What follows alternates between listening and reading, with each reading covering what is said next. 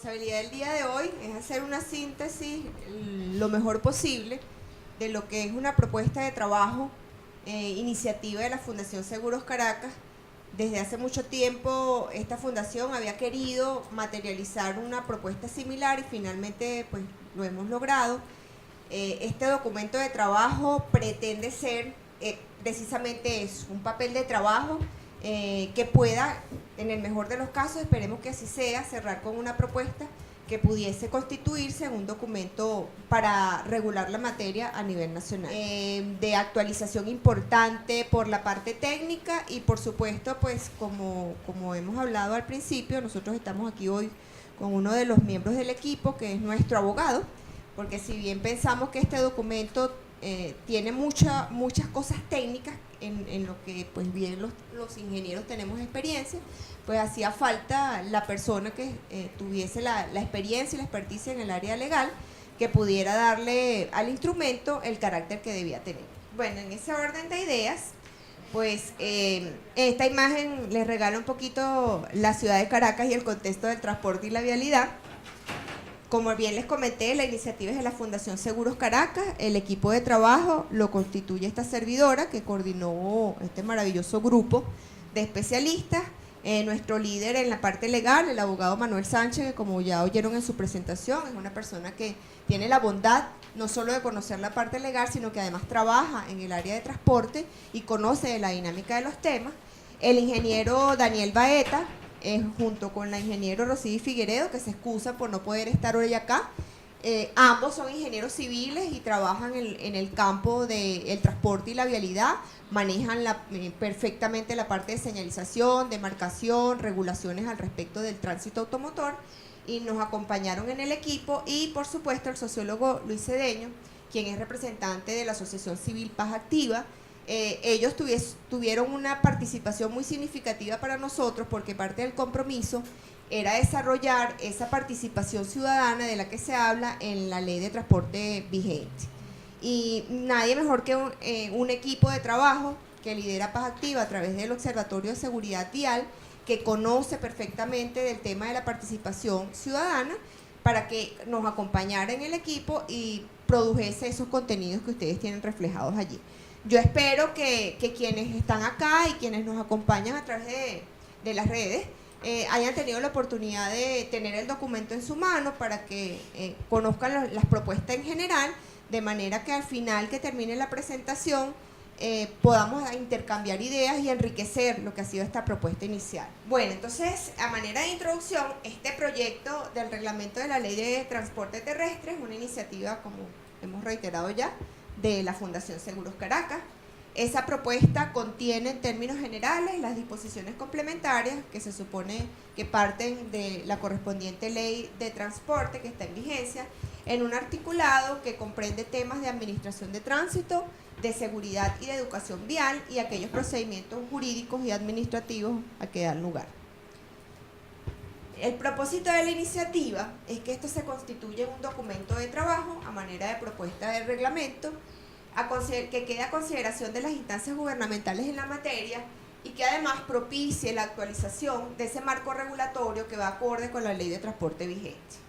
Este instrumento viene a complementar, a normar y a desarrollar el contenido de la ley, abarcando lo relacionado en términos de definiciones, de procedimientos, de características, de obligaciones, de regulaciones y de normas.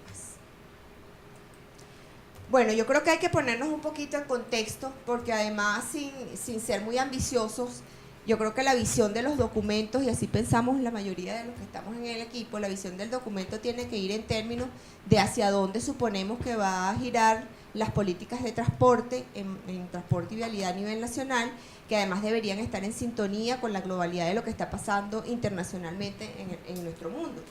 Y en ese sentido, pues antes, cuando hablábamos de transporte y vialidad, lo que las personas asociaban eran grandes infraestructuras de servicio, autopistas, porque todo estaba pensado en términos de un tránsito automotor de vehículos particulares, y lo que tenemos hoy en día y hacia donde vemos que avanza el mundo es a la muy llamada movilidad sostenible, a la accesibilidad universal.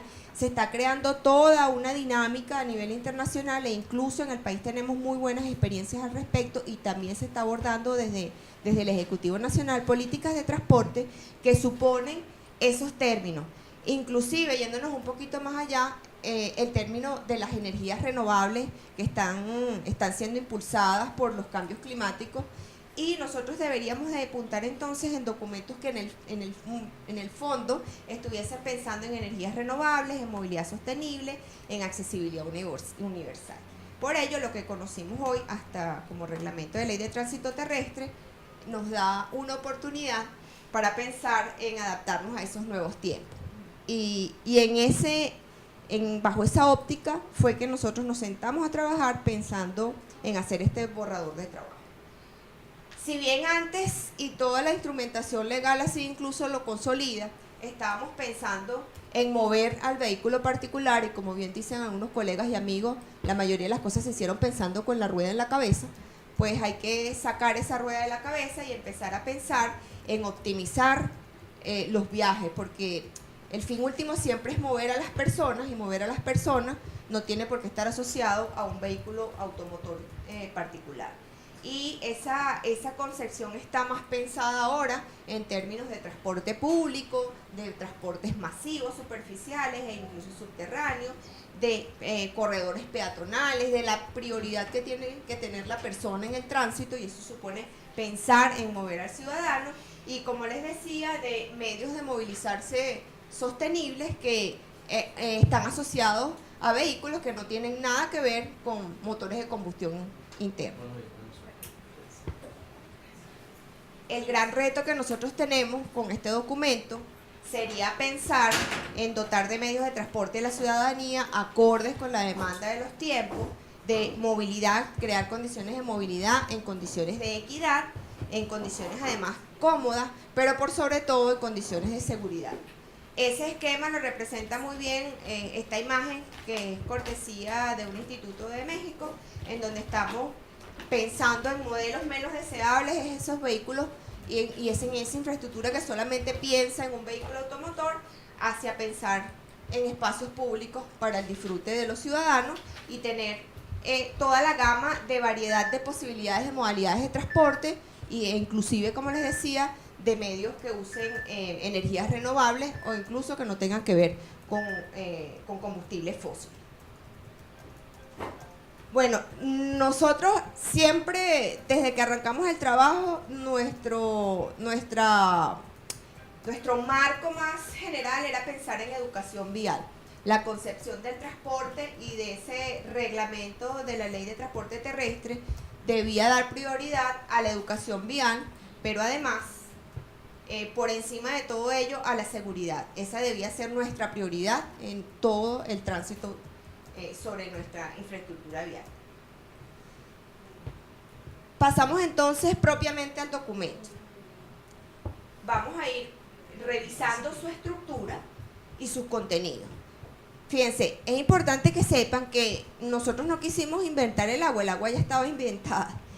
Cuando nuestro asesor legal, arrancamos con las reuniones, nos dijo algo muy cierto. El documento que teníamos, tenemos, porque sigue estando vigente, como reglamento de la ley de tránsito terrestre, era un muy buen documento y su contenido era muy bueno. Lo que era una necesidad inminente era adecuarlo, actualizarlo e incorporar aquellas novedades técnicas y novedades en términos de la dinámica de transporte que eran necesario incorporar.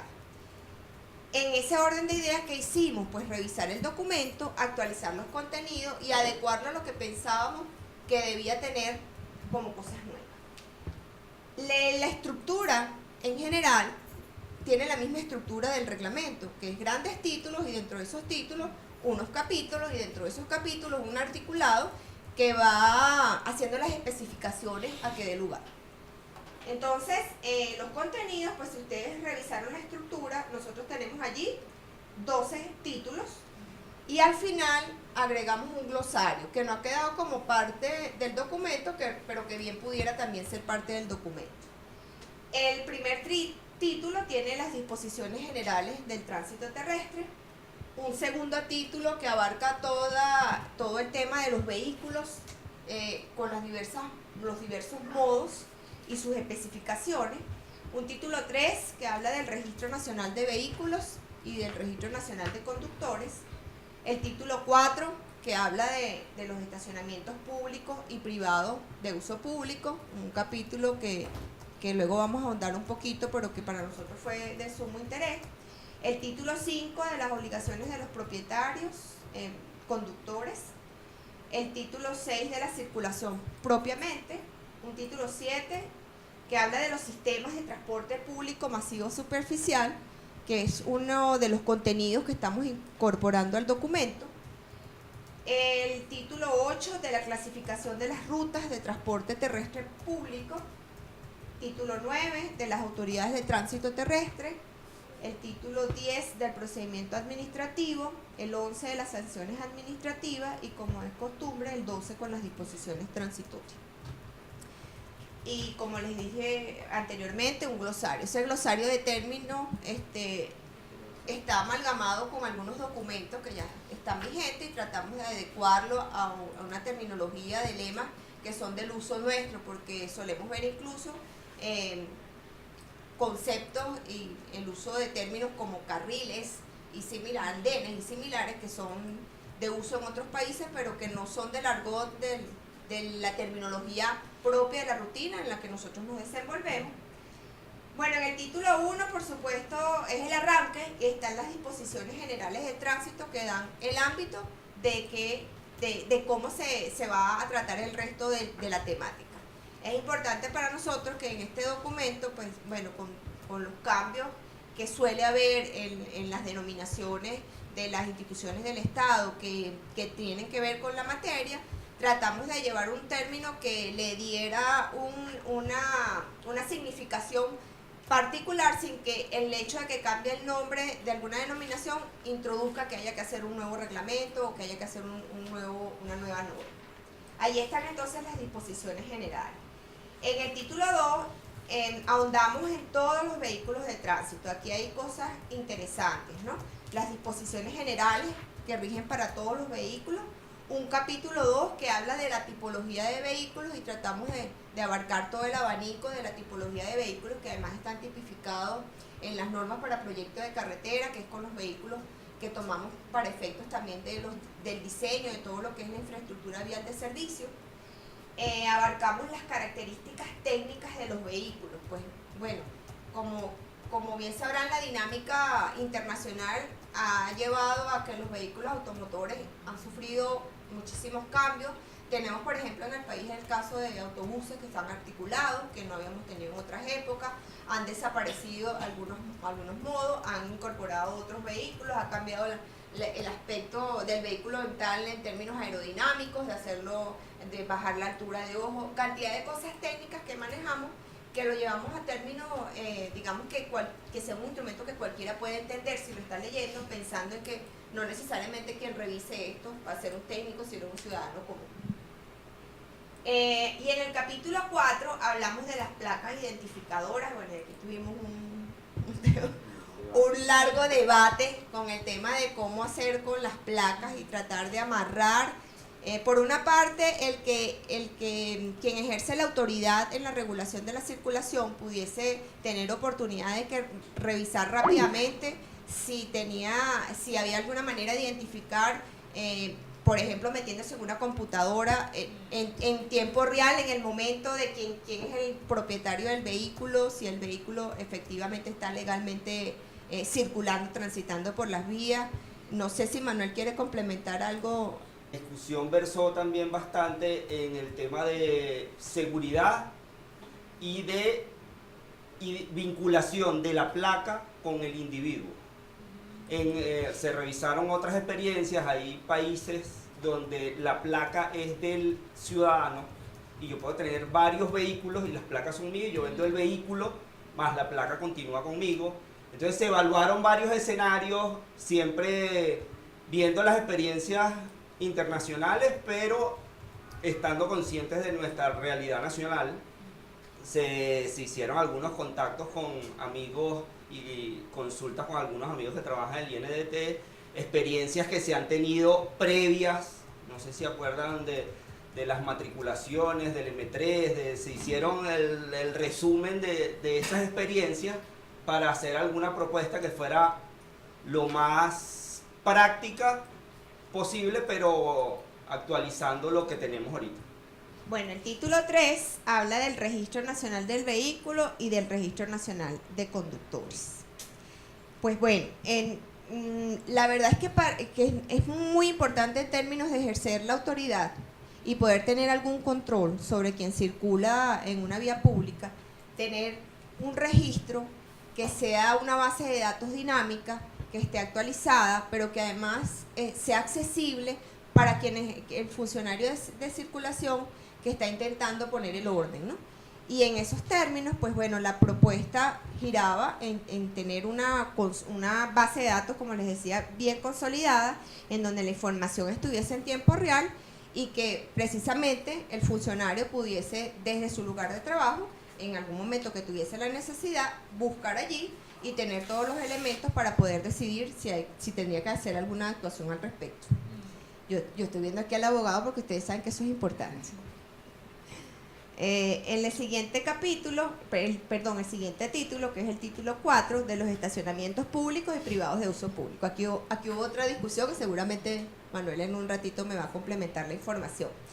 Pero bueno, el tema de los estacionamientos siempre nos ha preocupado. Particularmente saben que en las áreas urbanas de la ciudad pues tenemos un problema severo de déficit de puestos de estacionamiento, pero además entra entonces la disyuntiva de qué hacer con los vehículos particulares, porque si bien hay políticas públicas que están orientadas al uso del transporte público, en Venezuela hay también algunas políticas públicas que están orientadas a la adquisición de vehículos automotores particulares, y ese parque automotor, que además es el de mayor cuantía en el país, ocupa unos espacios que además son unos espacios, digamos que, como el profesor Omar no está aquí, pero seguramente lo diría mejor que yo, que un vehículo particular es la cosa más inútil porque permanece mucho tiempo estacionado, está más tiempo estacionado que lo que está circulando y está ocupando un espacio. Entonces, la idea era tratar de ver el tema desde el punto de vista de esos espacios, cómo regularlos, pero además hay una parte que es la dinámica de las operaciones de este tipo de espacios, en donde tiene que ver el Ministerio de Industria y Comercio. Y por supuesto es su competencia y es quien lo tiene que regular. Pues bien, lo que hicimos fue abordarlo desde el punto de vista de las experiencias académicas con las experiencias de la práctica profesional.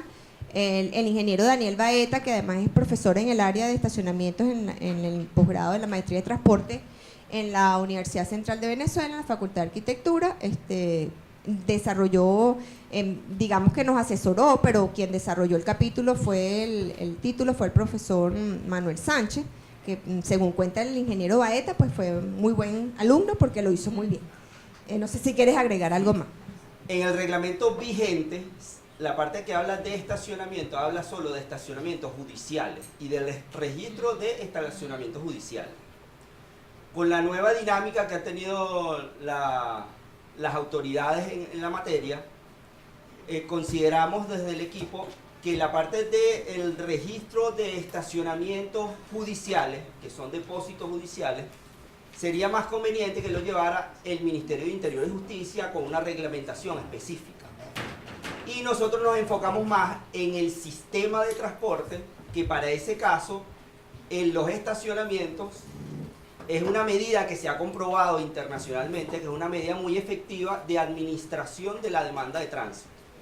¿Qué quiere decir esto? Que en muchas ciudades, si la autoridad administrativa del tránsito está interesada en fomentar el uso del vehículo en alguna parte o de desincentivar el uso del vehículo en una parte, se juega con la oferta de estacionamiento. Esta oferta no es solo capacidad, sino tarifa. En la actualidad, las tarifas de los estacionamientos las regula el Ejecutivo Nacional a través de producción y del Ministerio que se encarga de Producción y Comercio, y con el Ministerio de Transporte Terrestre y el INDT.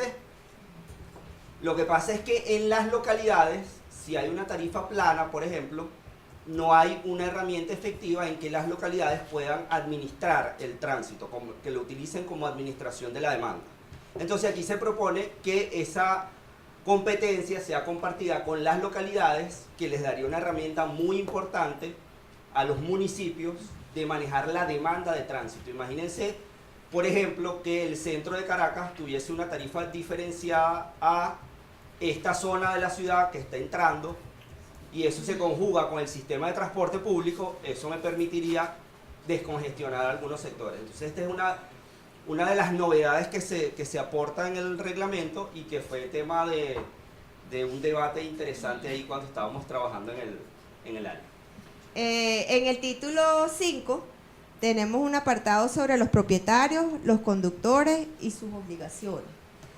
El capítulo realmente lo que habla es cuáles son las obligaciones de quien tiene la propiedad de un vehículo automotor y de cómo se debe comportar un conductor que está transitando en una vía pública. Nosotros hemos insistido mucho en el tema de la necesidad de compartir el espacio público en condiciones de equidad, del respeto que supone, del civismo que supone el transitar en una vía pública, para quien está transitando a pie, para quien está en algún tipo de vehículo automotor o para quien está en una bicicleta.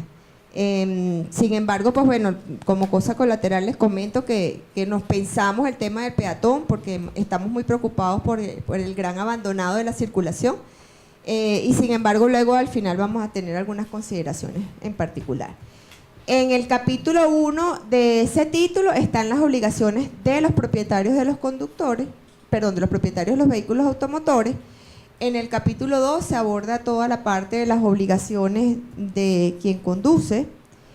Un capítulo 3 tiene las obligaciones de los conductores de vehículos de tracción a sangre. Este fue otro tema de debate, porque, bueno, como ustedes recordarán, en los documentos anteriores de este mismo tenor, se hacía referencia a la circulación en vehículos que eran, por ejemplo, arrastrados por mulas y similares, pero bueno, hoy por hoy es una realidad a nivel nacional que la mayor parte de la población está concentrada en áreas urbanas y que digamos que esta es una particularidad poco frecuente dentro de la generalidad, pero sin embargo había que crear el espacio para que no quedara el vacío allí. En el capítulo 4 están las obligaciones de los conductores de vehículos de motor. En el capítulo 5 tenemos un apartado dedicado al tema de las licencias y un capítulo 6 que aborda la responsabilidad por accidente de tránsito. Nosotros este capítulo en particular le dimos mucho énfasis con la educación y la seguridad vial.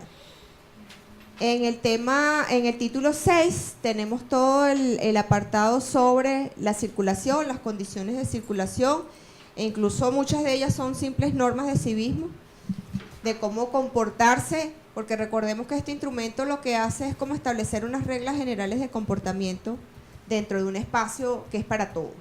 El capítulo 1 habla sobre la circulación en general, un capítulo 2 sobre los trabajos que afectan la circulación. Y aquí me voy a parar unos minutos y me lo permiten, porque lo que estamos viendo en los últimos tiempos es que la irrupción sobre alguna infraestructura vial nos sorprende intempestivamente en los espacios públicos. Resulta contraproducente porque cualquier afectación sobre la circulación termina traduciéndose en problemas de congestión, pero además la improvisación en la demarcación y la señalización de este tipo de interrupciones pues genera inclusive siniestros viales, y voy a usar la palabra siniestros vial, pero en realidad voy a insistir en el tema de accidentes viales, accidentes de tránsito. Y sin embargo, pues tenemos instrumentos legales y manuales y normas que nos dan indicaciones bien precisas con especificaciones técnicas, además que han sido perfectamente estudiadas, investigadas y soportadas, como para que esto se haga de la mejor manera posible. Y una de las cosas, me voy a adelantar, que hicimos en este instrumento fue de alguna manera reforzar una norma, un manual que es oficial, que se llama Manual Venezolano de Dispositivos Uniformes para el Control de Tránsito.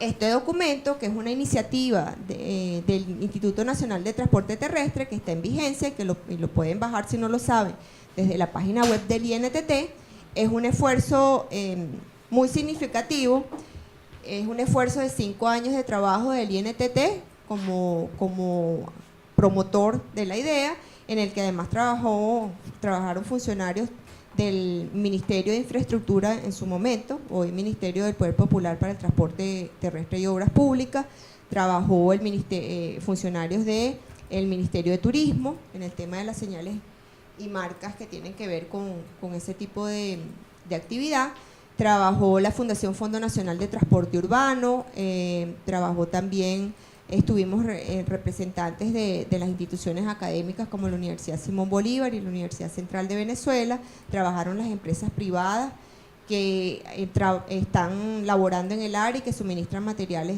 y equipos en la temática de la señalización y la demarcación, y todo ese esfuerzo tan grande está promulgado en Gaceta desde enero de 2010, si mal no recuerdo.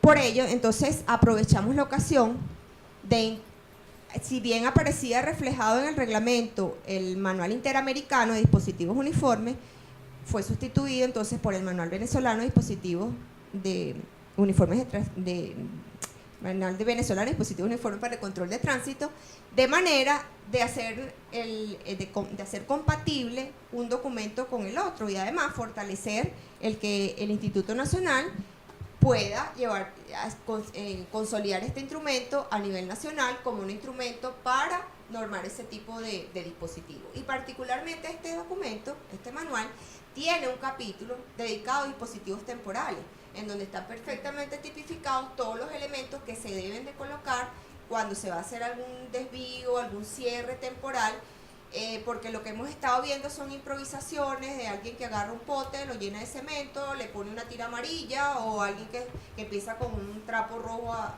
hacer saltos en el medio de la vía.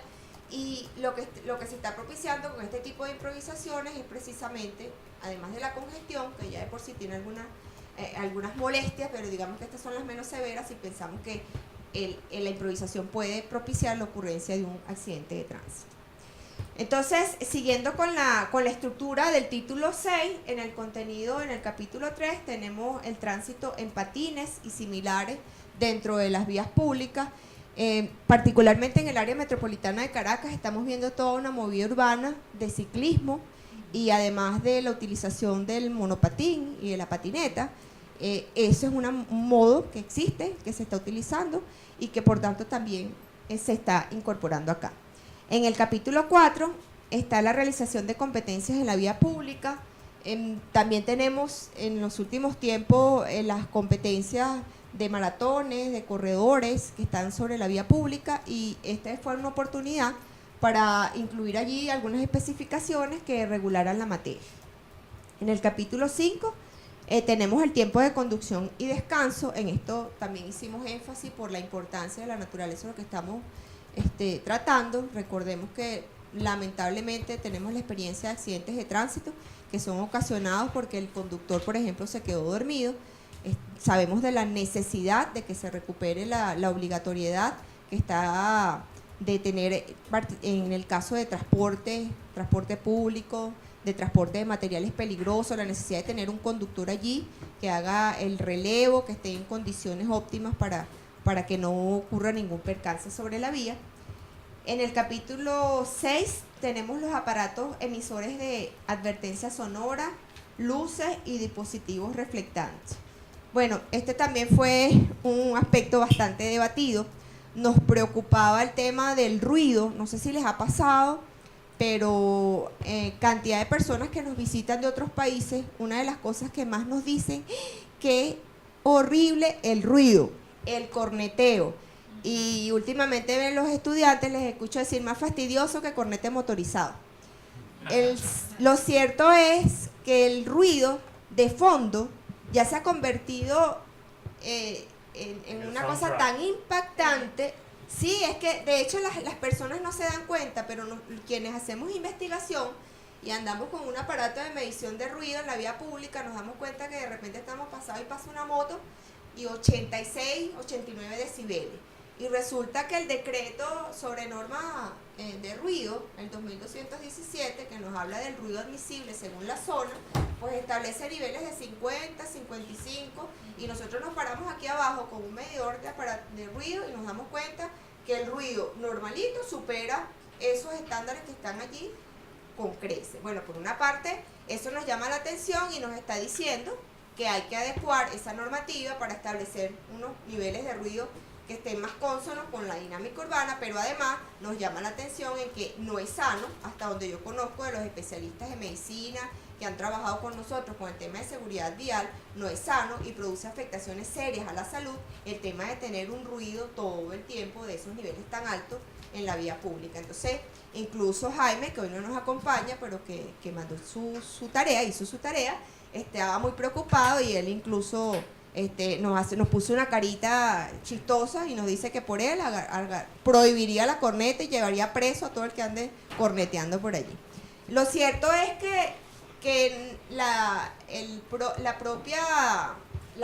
personas han asumido como que la corneta es algo normal, y incluso uno está parado en un semáforo y no ha terminado de cambiar a verde cuando ya el de atrás le está tocando la corneta a uno para que uno se mueva. Entonces yo creo que hay que hacer una especie de jornada de seguridad y de educación vial que toque este punto y que lleve a que desde el punto de vista cívico cada uno asuma que estamos experimentando unos niveles de ruido intolerables y que debiésemos de trabajar en ese orden. Entonces continuamos con el capítulo 7 de la educación y la seguridad en las vías. Pues bueno, este es el gran motivador de este instrumento y de todos los instrumentos que nosotros siempre estamos tratando de aportar o de apoyar.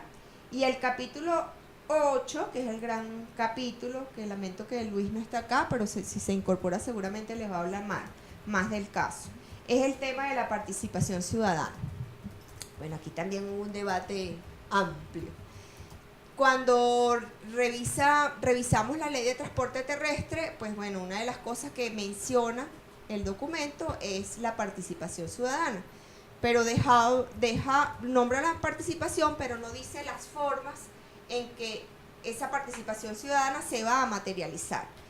Y si bien es cierto que está la autoridad, que es quien tiene competencia sobre toda la temática que estamos abordando, pues en los últimos tiempos la participación ciudadana cada vez es más activa. De hecho, una muestra de ello es todos los que estamos aquí.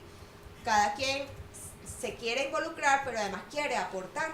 Y queríamos ver cómo traducir esa participación ciudadana, a lo que solo se refiere por mencionarla en la ley, cómo hacíamos para que eso se materializara en este instrumento. Y como les comentaba al inicio de la presentación, la mejor manera que conseguimos fue tener dentro del equipo a las personas que quieren hacer, pero que saben hacer participación ciudadana. Entonces, nuestros acompañantes, sociólogos y expertos en las ciencias, que tienen ciencias sociales, hicieron su aporte. No sé si Manuel quiere comentar algo adicional con el tema de la participación ciudadana, porque también lo tratamos desde el punto de vista legal. La ley actual de transporte terrestre en 2 o 3 ocasiones hace mención a consultas que se deben hacer a la sociedad civil, pero dice escuchado a los interesados, y eso es como quien mató al comendador Fuenteovejuna, señor, porque nadie sabía con qué se come eso. Entonces era un tema de debate cómo hacer esos medios de participación. Los que estábamos trabajando la parte técnica nos preguntábamos cómo se come eso. Yo que he trabajado en el área pública, sé que la participación del ciudadano, del vecino es importante, pero que muchas veces el vecino tampoco sabe cómo ejercer ese derecho, ni la autoridad sabe cómo darle participación al ciudadano. Entonces ese fue un aporte bien importante del documento, que como es un área temática, digamos, innovadora en el área, puede ser aún enriquecida, pero que es un aporte a la discusión interesante que nos va a dar herramientas de cómo el ciudadano puede participar en un sistema que es esencial para la vida en sociedad, que es el sistema de transporte. Okay. Esta es otra incorporación al reglamento: los sistemas de transporte público masivo superficial. En los últimos tiempos, cada vez con mayor fuerza, estamos teniendo dentro del territorio nacional sistemas como los conocidos BRT, que tienen canales exclusivos para la circulación de autobuses. Se está incorporando una flota importantísima a nivel nacional de transporte público, unidades marca Yutong, que están funcionando a través de los sistemas Transmaracay, que se va a inaugurar próximamente, Transaragua, Transhuaycaipuro, Bus Caracas, todas estas modalidades que están surgiendo en los últimos tiempos, y nosotros creíamos muy importante que este apartado, aunque fuese un toque técnico, tuviese. Y además hicimos uno de los instrumentos que les mandaron por internet. Es un documento legal que trata sobre este tipo de sistema, en donde se hace referencia a las definiciones de qué se entiende por cada uno de estos vehículos y cómo sería el tratamiento. Entonces, este es uno de los plus interesantes del documento. En el título 8 tenemos la clasificación de las rutas de transporte terrestre público. Como les comentaba, pues bueno, hacia las políticas de transporte están muy orientadas hacia la masificación del transporte y particularmente hacia el servicio de transporte público superficial. Y por eso nosotros entonces acá tratamos el tema de las rutas de transporte terrestre público desde todo el ámbito de infraestructura vial, pero además de todos los sistemas que se están incorporando. Y bueno, los últimos títulos son los más, para nosotros, los más complicados. Para nuestro abogado tuvo la mayor parte de la responsabilidad acá, porque más que aspectos técnicos son temas legales, de atribuciones de quienes van a ejecutar el contenido de lo que está en este documento. En el título 9 entonces está todo lo correspondiente a las autoridades de tránsito, cuáles son las atribuciones, las competencias, cómo queremos incluso que se logre un trabajo mancomunado entre todas las instancias de gobierno, desde el Ejecutivo Nacional hasta las autoridades locales, con el consenso además de la participación ciudadana.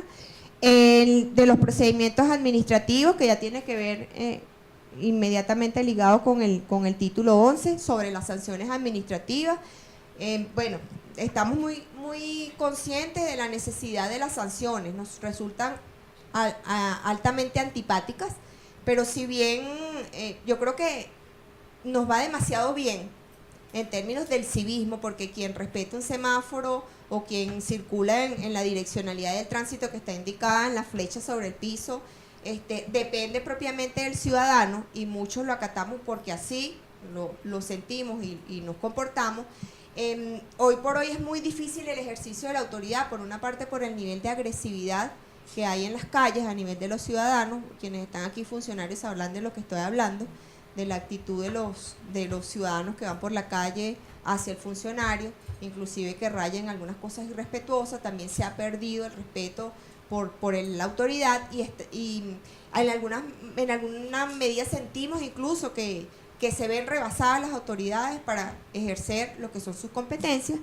Estas sanciones administrativas pues deben ser ejecutadas, deben ser además materializables y deben estar orientadas a que aquellas personas que definitivamente por civismo no entienden que la mejor manera de comportarse en el tránsito es partiendo, el mejor semáforo para mí en una esquina es el civismo, porque es el que de aquí adentro me dice se da el paso, y no compita por el espacio público en esas condiciones de agresividad que estamos viendo hoy por hoy en las calles.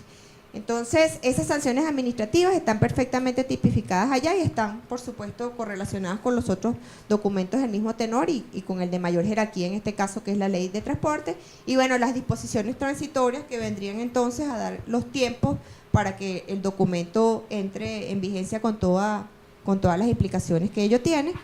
Y con eso, entonces, cerramos la parte de la estructura y los contenidos.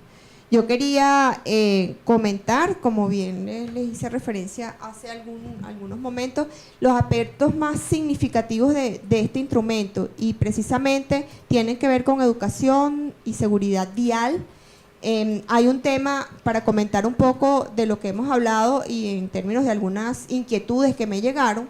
el tema del ruido. Tenemos que entender también que este documento no podía, difícilmente un documento va a poder abarcar algunos temas, como es, por ejemplo, la normativa de ruido. Tenemos que dejarle eso a otros instrumentos que vendrían a complementar cosas que van a quedar por acá afuera, porque si no, se convertiría en una cosa inmanejable. Recordemos que esto va para el ciudadano común y algunas veces menos es más. De hecho, hoy por hoy lo hago el ejercicio y me quedo sorprendida cuando hago en mi clase, levanten la mano quienes conducen, 90%, que el rectángulo antibloqueo y todos se quedan bloqueados, porque no saben las cosas más elementales de que se supone que deberían saber para estar compartiendo el espacio público y tener la responsabilidad de la conducción, la desconocen. Entonces, yo creo que hay un esfuerzo importante. Este documento, como les decía, es un borrador de trabajo. Los borradores de trabajo son para eso, son para modificarlo, son para enriquecerlo. La experiencia del manual de dispositivos uniformes para el control de tránsito nos da la oportunidad de saber que estos documentos son perfectibles, que van a venir comentarios, que va a haber gente que no está de acuerdo. Las leyes son para cumplirlas, no para que nos gusten o no nos gusten, pero además son los términos en que nos podemos manejar todos en condiciones de equidad. Como les decía, hay algunos comentarios como el tema de ruido. Definitivamente, si algo pudiésemos propulsar también desde aquí como participación ciudadana, es la actualización y la aplicación de las normas de control de ruido, el control de emisiones de gases de combustión interna en los vehículos, la revisión técnica de los vehículos, todas esos plus que nos permiten garantizar que hay una habilitación técnica de quien está conduciendo, quien tiene la responsabilidad de llevar un vehículo automotor en la calle, pero de quien está caminando además. Recibimos también algunos comentarios sobre por qué no incluir un apartado sobre el peatón. Nos lo pensamos y no lo hicimos, porque dijimos que el peatón era como transversal, que debía estar en todas partes, pero sin embargo vale, y tenemos algunas consideraciones que pudiéramos poner en un apartado que dijera sobre las obligaciones del peatón. Está pasando algo que quizás también es interesante con el tema de las ciclorrutas y las ciclovías. Les quería comentar que el Manual Venezolano de Dispositivos tiene todo un capítulo dedicado a las ciclorrutas y habla de los ciclocanales y de las ciclovías. Igual tiene un apartado completo sobre reductores de velocidad, donde está la tipología de cada uno de esos dispositivos y las especificaciones técnicas para construirlos e implementarlos como corresponde. Pero además está el tema de los estudios de tránsito y los estudios técnicos que deberían de soportar previamente la necesidad de la colocación de un dispositivo de esto, porque también estamos viendo el uso y abuso de dispositivos de control de tránsito que no tienen ningún sentido, que significan además, incluso un reductor de velocidad mal colocado, mal diseñado, puede propiciar un accidente de tránsito en lugar de prevenir un arrollamiento. Es importante que nosotros como técnicos insistamos en la necesidad de que las cosas estén soportadas, que no son voluntariosas, no son caprichos. Entendemos la necesidad de las comunidades de contar. A mí me ha llamado cantidad de gente: Celia, yo quiero poner un reductor. Lamentablemente en Casa Herrero, cuchillo de palo, me llama, le digo que no deben hacer y eso es lo que hacen, ¿no? Por ejemplo, el tema de los denominados ojos de gato, que son delineadores, que son para el tránsito y que se están utilizando como reductores de velocidad. A la larga, el tránsito rodado va haciendo que ceda el material con el que se pega, se despega el ojito y definitivamente no tiene ningún efecto, porque además, incluso les cuento por los chamos, por los chicos, que les suena hasta divertido pasar rápido porque hace un ruidito chévere en el carro. Entonces, todos los dispositivos de control de tránsito y todas las novedades técnicas se están abordando a nivel nacional. Tenemos, como les decía, sistemas BRT, tenemos ferrocarriles, trenes de cercanía, tenemos ciclorrutas, ciclocanales. Hay cantidad de cosas que se están incorporando a nivel nacional, incluso estamos implementando nuevas modalidades, el metrocable, el cable tren. Hay cantidad de cosas nuevas y lo que estamos propiciando es que no nos quedemos detrás en todo este bagaje de cosas que nos están arropando, y además en la demanda de movilidad, ¿no? Que no esperemos a que nos rebase los tiempos. Todo es perfectible, pero yo creo que después de saber que la ley de transporte terrestre es de 2008 y que estamos ahorita en 2015, es importante que un ejercicio que hicimos con el Observatorio de Seguridad Vial, también con el apoyo de Fundación Seguros Caracas, fue analizar las veces que la ley hace mención a lo no previsto aquí, aparecerá en el reglamento. Hay 81, 87 menciones, no recuerdo ahorita exactamente el número. Pero si tantas veces se nombra, eso quiere decir que hay algunas cosas que están quedando por allí que no están en ninguna otra parte. Entonces, es importante que este documento pudiese ser un borrador y nos agradaría enormemente que pudiese consolidarse en una iniciativa desde la comunidad, desde las comunidades organizadas, la oportunidad de que entonces esto se consolide en una propuesta técnica. Lo que dice la profesora de que tenemos rezago del reglamento con respecto a la ley vigente, no solo lo tenemos de tiempo que la ley exigía para que saliera el reglamento, sino que este reglamento es de 2 leyes anteriores. Adicionalmente, esa ley que reglamentaba el documento vigente era una ley de tránsito. Estaba pensada en la circulación, esencialmente en la circulación de vehículos automotores. La ley de transporte vigente tiene una virtud que, si bien es perfectible como todas las normas, la ley vigente piensa en un sistema de transporte. Entonces piensa en todos los elementos o muchos de los elementos que integran el sistema. Entonces lo que tratamos de hacer con este documento es también esa visión. No es un reglamento de tránsito, sino un reglamento para el sistema de transporte. Entonces abarcamos algunas cosas que en el reglamento por la fecha en que se emitió ni siquiera se tocaban en el país. Entonces ese también es uno de los aportes que pretende hacer este documento, que es que trata el transporte terrestre como un sistema, no tratamos de reglamentar un pedacito, una parcela de ese sistema. Fíjense, el tema de las velocidades para nosotros es muy importante porque, bueno, lo que estamos revisando investigaciones en el área de seguridad vial, incluso lo que nos dice la Organización Mundial de la Salud, es que a nivel internacional ha habido experiencias muy exitosas de reducción de accidentes y están asociados, por una parte, al uso de los dispositivos que todos conocemos, el cinturón de seguridad, al uso de sillas especiales para bebés dentro de los vehículos particulares, pero además está asociado a la reducción en las velocidades de operación habituales en unos 5 kilómetros por hora, y el otro es a la reducción en los niveles de alcoholemia. Y esas dos cosas la analizamos profundamente. Uno, los niveles admisibles de alcoholemia, las formas de medición, y lo otro es el tema de las regulaciones de velocidad. Hay algunas cosas que voy a aprovechar mi carácter académico para explicar a los demás para que nos entendamos un poquito. Cuando uno diseña una vía, quien decide que la vía se va a hacer o no es el planificador nacional. Digamos que a mí me llamara el Ejecutivo Nacional, el Ministerio de Transporte, usted va a diseñar un pedazo de la autopista Oriente. Se llama autopista. Si es autopista, pues bueno, nosotros le damos la connotación de una velocidad de diseño, que es nuestra directriz, que va a ser una velocidad muy alta, que será 120, 130 kilómetros por hora. Pero esa velocidad de diseño no es la velocidad a la que va circulando el promedio de usuarios. El promedio de usuarios iría transitando a unos 20, 30 kilómetros menos de velocidad, iría a 80, y entre 80, 100, más o menos por allí va el promedio de velocidad del componente común. Nosotros incluso en Venezuela tenemos vías como la autopista regional del centro, la autopista centro-occidental, otra tanta cantidad de vías que nos permiten usar velocidades de operación altas. Y de hecho, en la práctica, si ustedes observan, los funcionarios de circulación, cuando detienen a alguien que va a exceso de velocidad en estas vías de alta velocidad, es porque va a velocidades superiores a los 110 kilómetros por hora.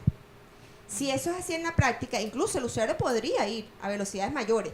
Cuando digo que diseño para 130 kilómetros por hora, hay tramos muy rectos, eso no quiere decir que esa sea la velocidad máxima segura. Va a tener velocidades inclusive mayores, el usuario pudiera ir a 180 kilómetros por hora.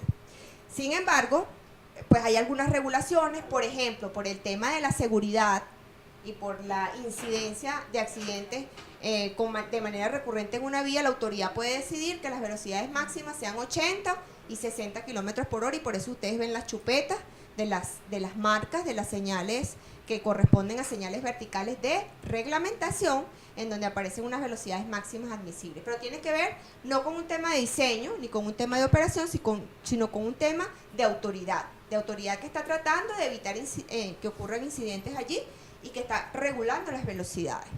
Entonces, ¿qué tratamos de hacer? Bueno, tratar de buscar incluso las experiencias internacionales y las propias experiencias nuestras.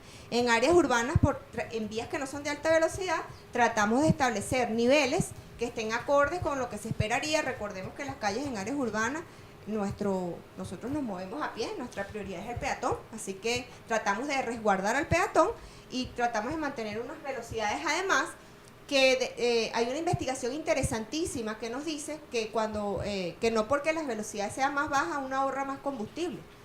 Entonces tratamos de llevar algunas cosas intermedias, esa información interesantísima, Gerardo nos la aportó, y bueno, tratamos de manejarnos con esos rangos y asumimos una responsabilidad que le dijimos, no sé si Seguros Caracas va, y ustedes pongan que nosotros asumimos la responsabilidad. Establecimos en vías de alta velocidad con 110 kilómetros por hora como velocidades máximas.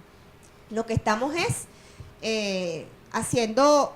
estableciendo la realidad de la dinámica de lo que son los nuevos tiempos, sin que eso signifique que estamos potenciando que ocurran accidentes ni que estemos arriesgando a los ciudadanos. Porque la otra cosa, que es una práctica habitual, que quien diseña en realidad, el primer parámetro de referencia directriz, que ahí no se sacrifica nada, es la seguridad vial.